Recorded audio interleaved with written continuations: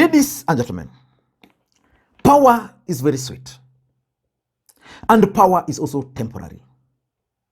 Just the other day, I saw Fred Matiang'i handing over the instruments of power to Professor Kithure Kindiki. Fred Matiang'i was a very powerful individual in this country. Today, he's just an ordinary person. And there's one thing which I really liked about William Samoei Arap Ruto, how he was relating to most or with most of his key allies. It's very rare for politicians at his level to relate the way he was relating with most of his allies. And for those who follow the politics of this country very closely, immediately the Supreme Court made their ruling, Kenya Kwanza brigades organized a meeting in Naivasha. And that meeting was attended by William Samoei Arap Ruto also. But one thing stood out from Naivasha: Oscar Sudi's arrival. Oscar Sudi arrived in Naivasha in a Kenya Air Force chopper. And indeed, power is sweet. He was enjoying it. But deep inside Oscar Sudi's heart, he wanted to send a coded message to Jubilee government that now they have the state power.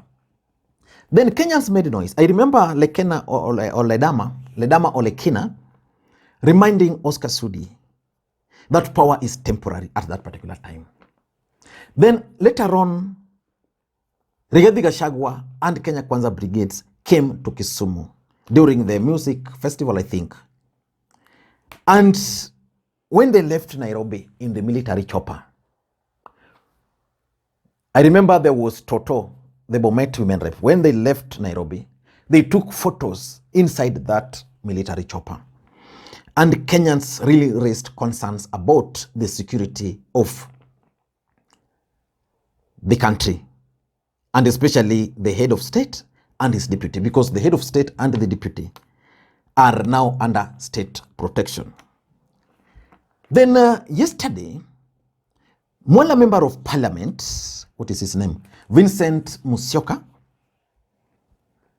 shared a video of himself and William Samoei Arap Ruto aboard presidential chopper.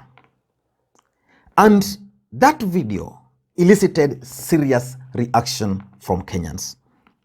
Now, Sadiq Saban, who is a journalist, had this to say: social media feedbacks allegedly point to Mwala MP engineer Vincent Musyoka Musau Kawaya as the perpetrator of this security breach. It would henceforth appear that the Kenya Air Force commander need to personally vet and approve who flies with the commander-in-chief. And at some point, so many Kenyans raised issues about that particular incident, that it was actually compromising the security of the president and that of the state. In this video, I want us to look at why these Kenya Kwanza brigades are excited. And of course, the Mwala member of parliament has already apologized to Kenyans, and he has explained that it was just a matter of excitement. Of course, you can really understand. Before we go into all those details, for those who are watching the channel for the first time, I want you to take a second or two, click that subscribe button so that next time we produce a video like this, YouTube will automatically notify you. And to the subscribers, I want to continue thanking you guys for your continued support, because without that support, this channel cannot be where it is now. Let us get back to the main issue. What is your opinion about Mwala member of parliament taking a photo inside presidential chopper, and seemingly the president is not aware?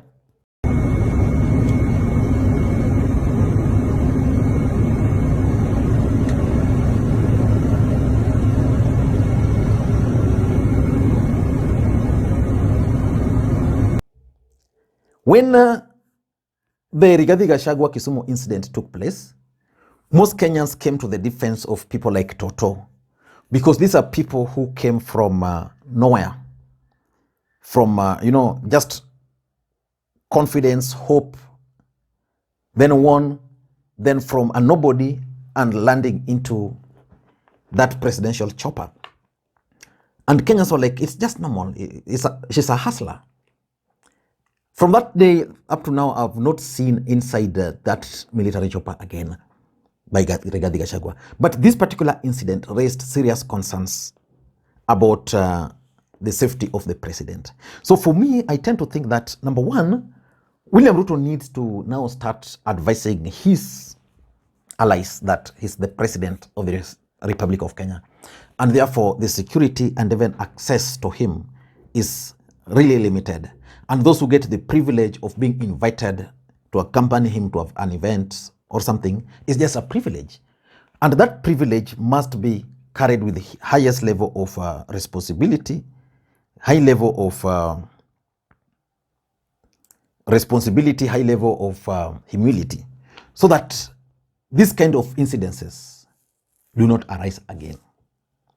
So for me, I tend to think that the security of the president, as much as it's being compromised, these people are they're just excited. Number two, these people should also be told, and William Ruto needs to convene an urgent meeting and tell them that the campaign period is now over. The moment where you needed to have photo with the president to prove a point, the moment where you needed the photo to prove that at least you can sit next to president in a chopper, those campaign periods are no longer there. So they should just get over those small excitement. And it's also coming out that majority of these Kenya Kwanza leaders really lack respect for the state. Their loyalty is to William Ruto. William Ruto is the president of the Republic of Kenya, whether you voted for him or not. So the state must be there, and William Ruto as an individual must be there. So if there are things they used to do with William Ruto when he was an ordinary person, those things ought to change. Personally, for example, I know one of the governors currently is a good friend of mine. But since he became a governor, Gladys Wanga, I've not really bothered to call her the way I used to do it, because I feel that would be, of course I can call her, but I feel I just needed to, if I want to meet her, I just need to go through the right channel. Sometimes when you have people you are close to and you talk a lot and they get more responsibilities, it means even probably the way she's handling the phone now is different. This is something which these guys need to understand, that respect of the office is very, very paramount. And I also tend to think that it could be the influence of social media.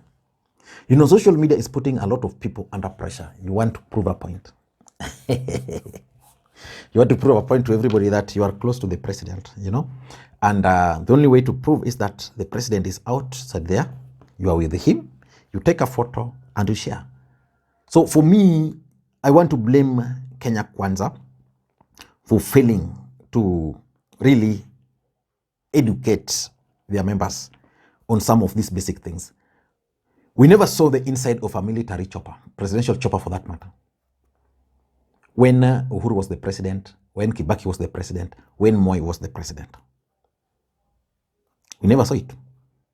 But we are seeing it now. And the other day I was challenging someone that it will be very difficult for now Ruto, the president, to be given kuku, Luanda market, the way they used to give him during campaigns. That will happen later when he begins campaigns again. It will be difficult for Ruto to walk randomly to go and buy maize.